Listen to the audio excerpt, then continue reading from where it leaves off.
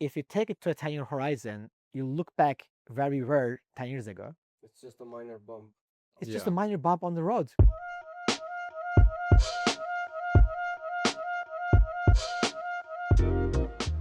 So, human finance, permissionless, composable, compliant. What inspired human finance in the first place?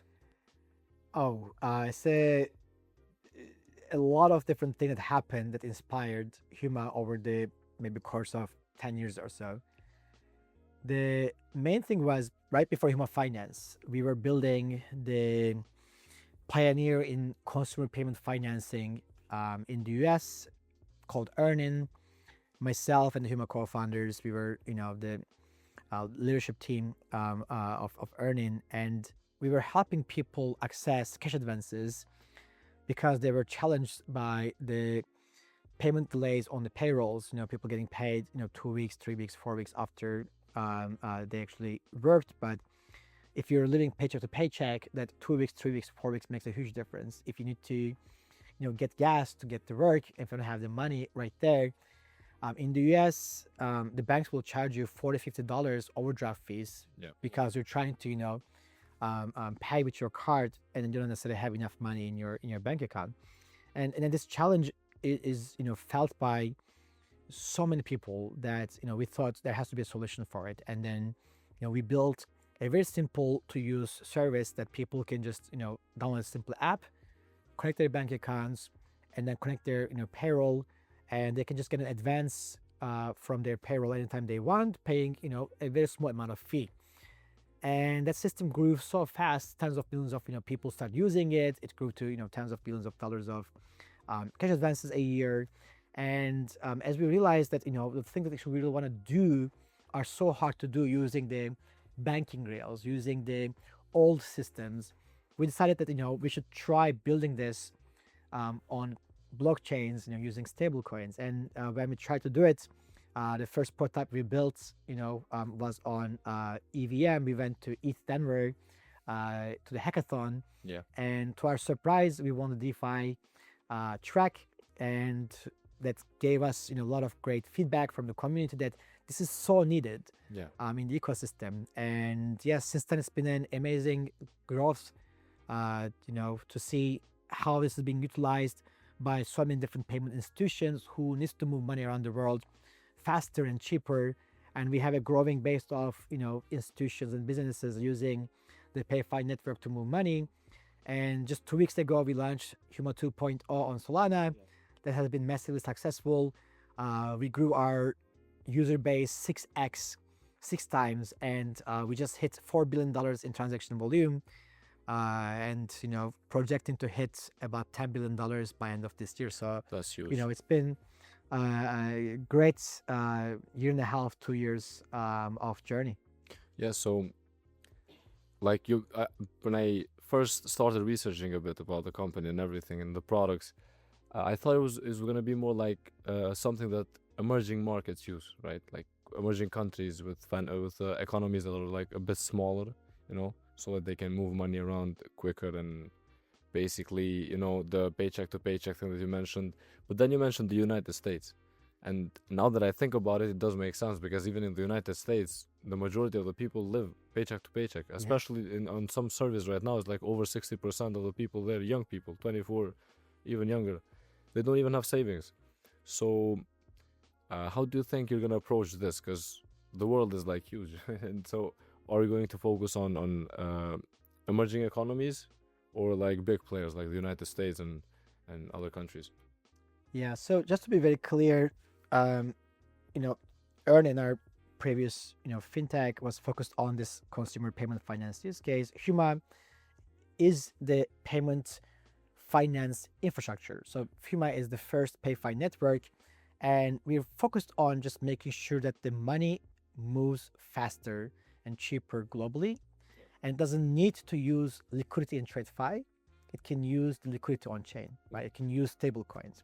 And we are almost, use case agnostic, but the emerging use cases on the PayFi network that we have built are simply cross-border payments, companies trying to move money around the world, and this is a problem for anybody, right? Doesn't need to be emerging markets or US.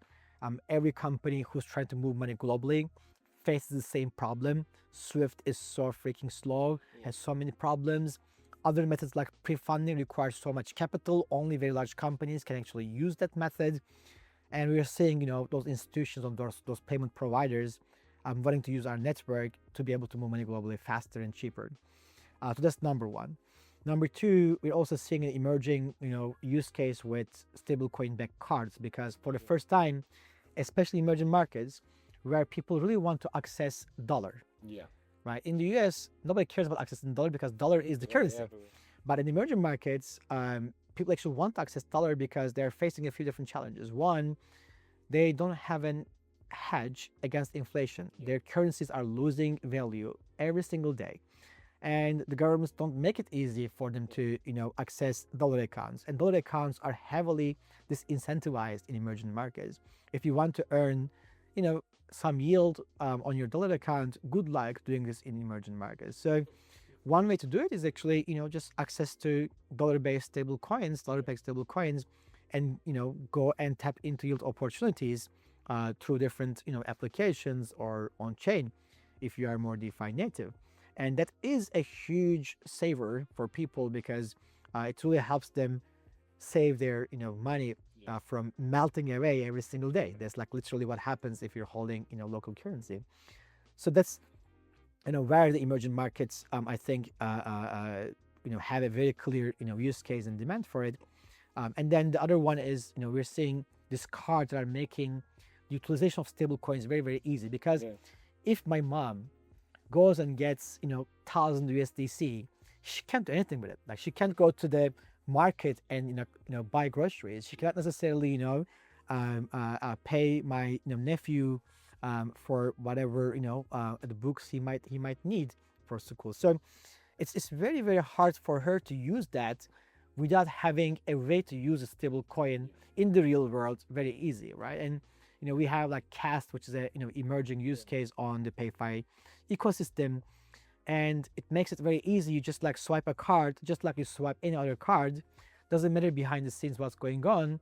You have now utility for the stable coin that you have on chain, right? So we are seeing all these use cases not being only attractive to the US or the Western world, but we are seeing them also being attractive to the emerging markets. So you have different use cases, and every use case have their own users and their own utilizers depending on which one you take. So that's why we also decided to build Huma as a global network, and we have operations everywhere from Silicon Valley to New York to Dubai to Istanbul to London to Switzerland to Hong Kong. So you have to be everywhere. Yeah, and at the end of the day, it's all about making the user experience simpler. That's Like, right. Today I could tell my mom that she can buy groceries, and with crypto, she still doesn't understand anything crypto related. I think she invested though. She did, but she just gave me the money and said, you invest for me. But yeah, one thing that caught my eye, like while in the conference, I saw like you had two modes when it came to yield, like classic and maxi. Could you like elaborate a little bit on that? Like it seemed very interesting to me. I mean, is the maxi one for the degens, like it is for us? Yeah, it's for degens. So when we decided to build Huma 2.0 on Solana, we said, how do we build this in the most DeFi native way possible? And we talked to our friends at Jupiter and Camino and Solana Foundation, and they've been so helpful in terms of like helping us build something that feels very much native to the Solana ecosystem. And we also asked our community, what do you want to see change with Huma 2.0? And a lot of them said, yes, 10% yield on USDC is amazing, but we want more Huma points. We want more Huma feathers. Huma is this mythical bird from Turkey. That's why Huma points are called Huma feathers.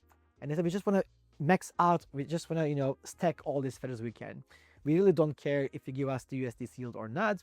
And we thought maybe this is like a small group of people, only the degen of the degen will do it. But because they asked for it, we decided to build it. We thought 10%, 15% of the deposit flow might go into maxi, but the rest will most likely go into the classic mode. Dude, 70% of the deposit flow goes into Maxi. It's insane. People really love these feathers. People really want to stack them up. So we've been very happily surprised by seeing this, and this I think what caused also the number of users growing 6x since we launched literally 2 weeks ago. Yeah. So I think that's the thing with crypto and DGen specifically, because they want to gamify everything, and the points they gamify, like the feathers, the human feathers, they gamify the whole process. So personally, I would love that as well. I would prefer the points over the yield. So another question that I have, I want to touch down on a point that you made a few minutes back. How does like the card work?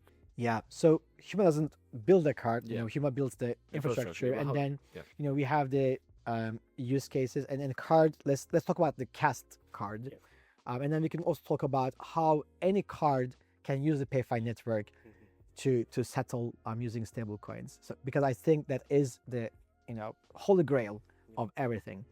So the cast card is an incredible card where you have a few different modes.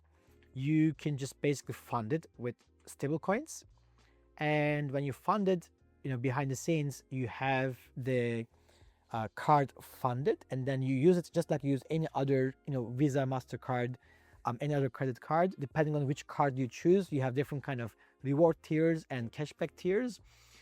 What happens is Cast makes a deal to settle with the Visa network. So let's say there is $1 million of payments that happen on the Cast card that day.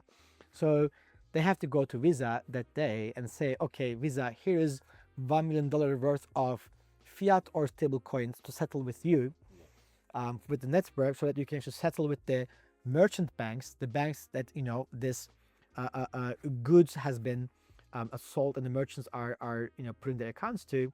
And when that fiat or stable coin goes to the network, then Visa settles with all the merchant banks where the merchants bank accounts are. So in a way, it's very similar to how the regular cards work, but as Visa enables more and more merchants to accept stable coins, then by just using stable coins without needing fiat at all, you can settle with the network.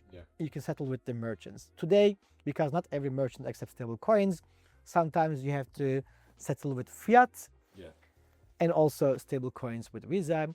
And where I'm super bullish is that you can have players like ARF, which solves the problem of the merchant not being able to accept stable coins in certain emerging markets, and you can with Visa still settle in stable coins. You can use the USDC, which means in real time when you swipe the card, the authorization can go and check if you have the USDC liquidity available, and then in real time you can settle with the merchant. The merchant can see that money in their account right away, as long as their bank network is utilizing all the technologies that we have built, because I believe these old folks who built these bank systems are not best at adopting new technologies. You need to have another layer for them, so they don't need to change anything. They just need to work with an infrastructure service provider, so that that provider can do the complex thing,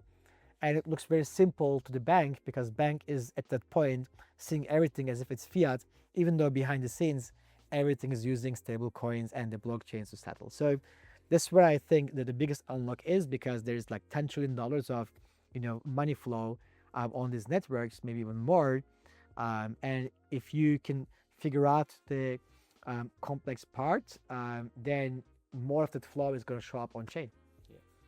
Well, since you mentioned like the old folks and even traditional media, in my opinion, they're the reason why today there's a lot of misconceptions when it comes to cryptocurrencies, especially when it comes to like yield and DeFi. People tend to associate it with negative stuff. So how do you guys, for example, go about addressing these misconceptions and letting people know that you're actually solving a real issue in the world? I mean, not just for developed countries, but also for developing countries. So is that challenging for you guys? Yeah, so I think it's a good thing that people are skeptical. So I tell my mom, my uncle, and my nephews, like, just you know always be wary what you're doing. Um, Always understand what you're doing, understand the risks. So I think it's a good thing that people are wary, because a lot of the yields, just like we have seen Luna, right? Like Yeah. human launched literally right around that Luna started melting, and it showed everybody that this synthetic yield as a concept that's highly speculative, maybe to a certain extent like Ponzi, Yeah. dependent type of yield is not sustainable, right? And Yeah. if you think it's sustainable, you're going to be very sorry. And for that reason, we focus so much on how do we generate actual revenues that's not dependent on the market cycles, that's not dependent on bull market, bear market. It's not synthetic, it's real. And for revenues and yield to be real, it needs to be derived from real use cases and real world scenarios, right? That's why we work all these with all these payment institutions and payment flows happening in the real world, because that's happening every single day. It's happening regardless of Bitcoin going up or down, right? Like, people go to the grocery store to buy things. Exactly. Companies move money around the world every single day. It does never necessarily move according to the cycles of the crypto. So it's a completely independent economy that's happening. The transaction economy is happening outside in the real world. And by helping that real world money move faster, move cheaper, move more efficiently, you're bringing real yield on chain. All we're doing is basically pushing that real yield, tokenizing it in the form of the PST token. That's the liquid LP token that Huma protocol has, and that's how we're able to provide 10% plus stable yield. It doesn't go up like crazy, it doesn't go down like crazy. It's a stable form of real yield. But I do think actually it's a good thing for people to be skeptical and not jump into everything that they see just because they see like this 1000% yield. Most likely it's sustainable, Yeah. So if it's too good to be true, I mean, Yes. Yeah, I remember back in 2021, we had these, not even 2021, 2020 and 2021, we had these crazy things going on. I think it was another chain, BNB chain now. But yeah, now you mentioned stablecoins quite a lot today, and I read a report that over the last year, so 2024, we had 300 to 500 million dollars of international remittances from Mexico and the US.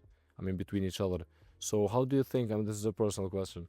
How do you think this part of crypto and this number will perform in the next 5 years, let's say?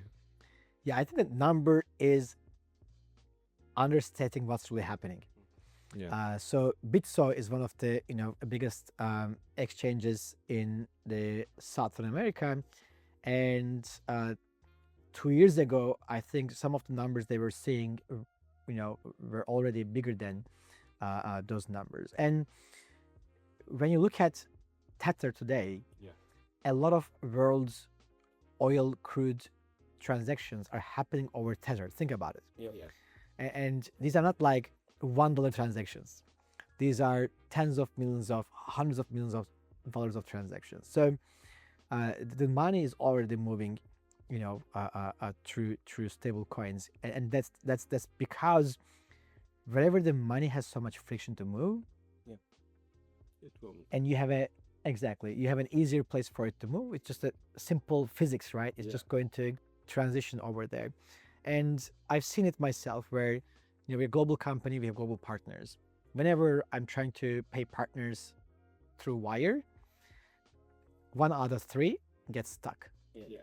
Whenever partners are trying to pay us through wire, 1 out of 3 gets stuck. And sometimes it gets stuck so bad that it takes like a month to figure out where the money is. You have to go and contact like so many intermediaries to figure out where your freaking money is. And why? I tell them, like, just create a USDC account. It's going to settle immediately. You don't need to worry about money getting lost, whatever. You have a record on chain. And a lot of our partners actually started doing that because they realized like it's so much simpler, right? So you just need to get companies and people to experience this once, to pass the hurdle of thinking it's so complex, and then realize how easy it is to move money, and none of those people are going back. Yeah, you mentioned like partnerships, and I think you also made a partnership with RateX and Camino. And how have such partnerships like helped you guys really put your name out there? Yeah, so the first partnership was with Jupiter, Yeah. and the reason was actually, obviously, the main reason was Jupiter is the biggest, Yeah. DeFi player in Solana, and working with them has been very rewarding. But also, the founder of Jupiter, Miao, is the reason I got introduced to crypto. And in 2013, I was working at Facebook, now Meta, Yeah. and Miao was visiting Silicon Valley, and he really wanted to introduce me to this blockchain. It was not called blockchain; it was Bitcoin. Yeah. He wanted to introduce me to Bitcoin, and one of his friends, Joseph Fun, was top researcher within the Bitcoin ecosystem, and he's the guy who wrote the Lightning Network white paper. And this was around the time he was still writing that white paper, and he said, "Let's do a Bitcoin meetup, at the Facebook headquarters, and I'll bring Joseph Fun. This guy is the biggest brain in the Bitcoin, research ecosystem. He's going to explain to everybody what Bitcoin is, how it works, and what the potential of Bitcoin is." Guess how many people showed up to that Two. Bitcoin meetup? Two. 5. 5. Okay, that's a Fine. big number. I mean, it's Facebook was more than 3,000 people at the time, Yeah. and only 5 people cared about it because literally nobody cared about Bitcoin in Yeah. 2013. But Mia was like so excited about this, and 2014, because of that, I got very interested in what else is happening, and just by luck, I was a mentor at the Teal Fellowship, where Vitalik came and pitched us that he has an idea to build Ethereum, which is the JavaScript-enabled version of Yeah. Bitcoin. That's how he was describing it at the time, and it was like such a clear, vision that, again, like just blew my mind. Seeing like all these smart people, doing research, in Bitcoin, and then taking it into the next level with Lightning Network, with Ethereum, and just knowing that Miao is such an OG, and he's the reason I was in this ecosystem to begin with. I went to him and said, "Okay, I'm going to launch this in Solana. Um, help us out to make sure that this thing is composable with the whole ecosystem. Yeah. Who should I work with? How should I design this?" And they put a amazing team together to help us out, and they told us, here's how you work with Camino, this is how you design it. It can be then used in this way, that way. It can be composable with the Solana yield. It can be taken to rate X. You can do the YT PT split leverage strategy. So Jupiter was the first integration we launched. You can take your liquid LP token, Yeah. take it to Jupiter, and swap to anything you want, regardless of your lockup duration. And then the next one launching is Camino, where you can take your PST as a collateral to Camino, borrow against it in USDC, go back and do the looping, yield farming, and then with RateX, you're gonna have the yield versus PT component of PST split and leverage to be able to double down on the yields, which is for the maxi apes Yeah. who want to do that. And we're seeing in more and more of these actually happening across the ecosystem, and we're lucky to have partners like that, and the foundation, the founders, I think has been so welcoming that without their help we couldn't be able to rebuild the whole thing in just like 2-3 months Yeah. and launch on Solana with such a success. Yeah, I mean, you just gave us quite a lot of alpha. But yeah, I mean, personally, I think that's what drives this space is partnerships, and it's basically knowing the right people. And in your case, I mean, I think it was quite a good thing that you basically met the guy back in 2013.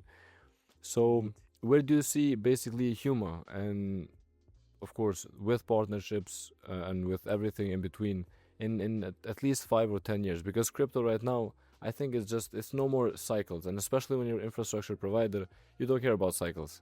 Infrastructure is always on demand, right? People need it. That's right.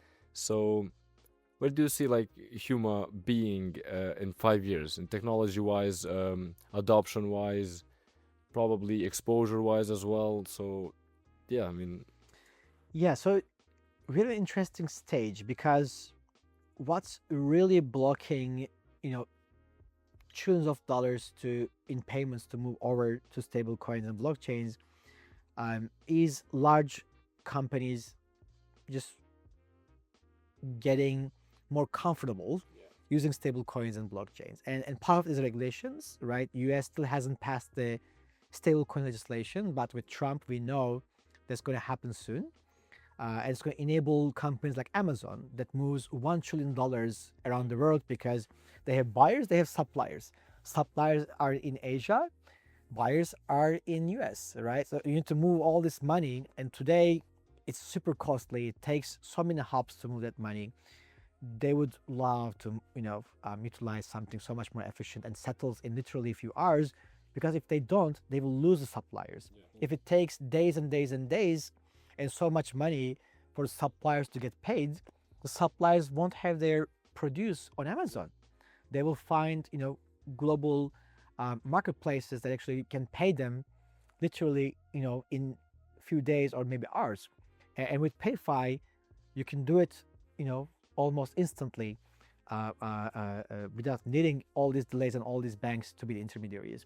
So there's a lot of these like big use cases that we're just so excited to unlock. We're already building some of these like small pilots to show to these large institutions like this is possible today. Yeah. It's your decision to move or not to move. And you might have 1 million questions because you have no clue what's going on, but it's okay. Take your time, figure it out. And that's one thing that we've been focused on, just like build all these different pilots, different prototypes to show everybody those big use cases can be done using the PayFi network. And it's going to take us probably like 10 years to convince all the big folks, but we're okay with that. And then the second thing is DeFi, I think, is changing for a good reason. And you're going to see more and more of these composable products building on top of each other. And it's very hard to predict what's going to happen next, right? Already there are projects that are building a composite staked Solana product using PSD token and some other staked Solana tokens like Gypsol. And they're trying to figure out, in a world where you have market dependent emissions, where the staking yield of Solana is not set beforehand and is diminishing when the market is oversupplied with validators, how do you make sure that people can still access Solana yield, but hedged against potential risks on the emissions going down? So like those things we don't envision, it's just it happens because you build something that's composable, that's easy to use. So we're so excited to help any of those partners to just like come and talk to us, and we have more of them than actually we can work with right now, just because like how many of them we're trying to do. But I think in about six to 9 months we'll just get to a point where we'll be able to enable more and more of them going forward. And then also we are working with fintechs where people who don't need to understand the complexity behind it, they don't have to. And we can work with these fintechs who have like very, very simple applications to make the PayFi yield, to make the Huma yield almost like a component of the savings account that they have. They don't even need to know like, it's Huma yield, it's just basically a yield strategy that's basically driving the yield in their savings account. And I think we're going to see more and more of this, happening and bringing, more people, onto the ecosystem. So I'm excited about all of those. And, I know that we have $4 trillion in transactions volume today, but in the grand scheme of things, it's just like drop in the ocean. Yeah.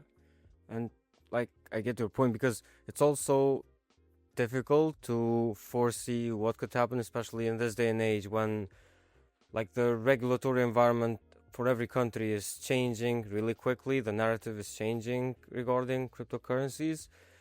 And but one thing that I saw on a report that was a bit concerning was that developers are slightly leaving maybe the crypto sphere because they are going backwards to Web 2 because they feel safer maybe in Web 2. Like I'm not sure if the number is accurate, but I think it was like 15,000 developers that are left currently like in the crypto industry. So my question to you, since you guys have been building for years and you've been in the space for more than a decade now, what would you say to these builders in order to encourage them to stay or like transition from Web 2 to Web 3? Because in my opinion, it's the place to be. So, I'm a developer. I started coding when I was 6 years old. So, I've been a developer for a very, very long time.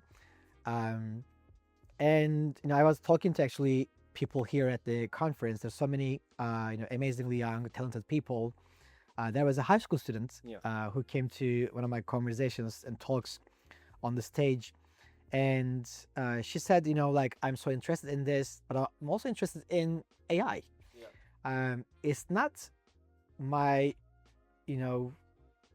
job to tell her, like, no, don't look at AI. Like, for me, it's amazing that there's a high school student. She's so excited about, exploring blockchain, about exploring AI. It's just such an exciting thing for me. And all I can do is basically help her find the best resources to go and learn more about how to develop in AI, and also go and find resources, how to develop, in blockchain. And the moment you do that, you realize that it's actually much easier for her to find resources to learn how to develop things in AI versus to learn how to develop things in blockchain. I think we still have a long way to go.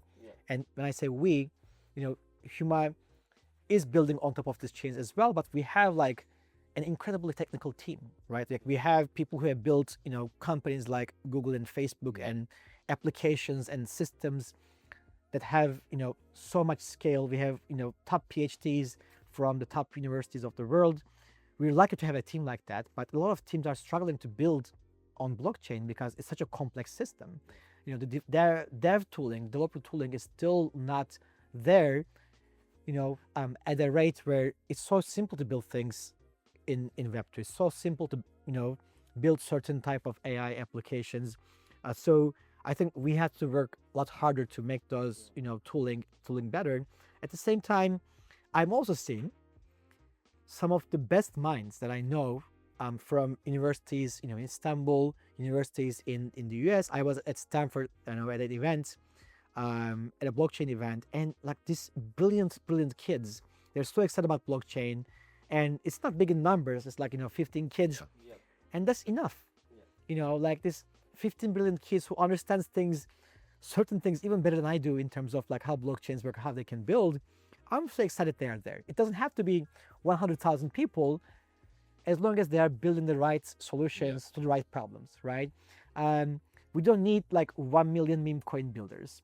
Exactly. But we need more builders, who want to build the next Cast, who want to build the next Jupiter, who wants to build the next Huma, who wants to build the next Ripple, who wants to build the next Solana. So we need that kind of builders, and I'm seeing more of them, right? Like we have 00, right? Like these guys are geniuses when it comes to how to build, very scalable infrastructure for running, validators, and they're building something that will help scale not just Solana but Sui and other networks as well. So I think I'm still very optimistic about people who understand the ecosystem and building on it, and I think the ecosystem needs to also help developers to build things easier than making their jobs harder. I think today it's still very hard to build. Yeah, so basically to summarize that is quality over quantity, right? 15 better than 10,000. if they're good, they're good, and if their vision is I mean, if their goal is to go and build on Satoshi's vision, That's right. then we love that. That's right. So to wrap it up, I want to touch upon the previous question about basically what were the biggest challenges, if I may say, for you and for Huma as well. I mean, you mentioned your story from 2013, and what were some of the biggest challenges that you guys have faced and how you overcame them? I mean, there are infinite amount of challenges in the life of an entrepreneur and a founder and a developer, Especially in um, crypto. Yeah. especially in crypto. I mean, I told you, literally the day we decided to leave our, previous company, which was a pre-IPO company, very successful company, we all decided to just like, go and build this thing. And then we decided to build Huma and build our team, bring some of the best people we worked with before. Luna crashed, Yeah. right? And the whole ecosystem was like so bearish. And we had to like motivate the team to like, don't worry about it, right? That's not why we're building on blockchain. We're building solutions to real problems that we know that exist, and we just need to focus on that. And a year later, we started seeing a lot of the US-based projects starting to move out of US because the government was extremely hostile against those companies. A lot of our bank accounts, got shut down, and we thought, okay, we don't have to move because we're not doing anything wrong. No need to be scared of anything. We're solving real problems with real solutions, and just need to stick with it and make sure that our customers are happy, and we're growing the ecosystem and we're growing the network. And similarly, FTX happened, and the ecosystem has gone through another turmoil. Institutions we're working with got their capital stuck, and but all of these things I think are all temporary, because in an emerging ecosystem, a lot of things are going to look like they're so broken. Yeah. But if you take it to a 10-year horizon, you look back where we were 10 years ago. It's just a minor bump. It's just a minor bump on the road. 10 years ago, we had nothing. Literally nothing. Nothing, right? We didn't have Ethereum. We didn't have smart contracts. We didn't have programmable money. We didn't have fungible tokens, non-fungible tokens. Yep. We didn't have infrastructure that actually could settle in milliseconds. We have it right now. We didn't have stable coins. We didn't have banks touching stable coins. We didn't have, payment companies, touching anything at all. We have all of them today. We didn't have any developer ecosystem. We just had, a bunch of researchers trying to build things. It was so hard to build things. That's why Vitalik decided to build Ethereum, because it was so freaking hard to build anything on Bitcoin. Right? So things have changed so much. And when you look at that grand scheme, it just looks like small bumps on the road. That's why, the best thing you can do as a founder is just, as long as you have conviction on the end state, as long as you have conviction that the problem you're trying to solve is the right problem, and you have a very good touch with your customers and your users, don't worry about those bumps on the road. Don't let them demotivate you. Things will, work out as long as you can survive, as long as you have the patience to actually see through it. That's literally like what I live by, like believing something, right? Believe in something. That's the famous slogan. So thank you very much for your time, Erbil, again. I hope we get to have another episode anytime soon. I mean, whenever you I guys... would love that. Yeah. Thank you guys for being with us this episode, and I wish you have a good day.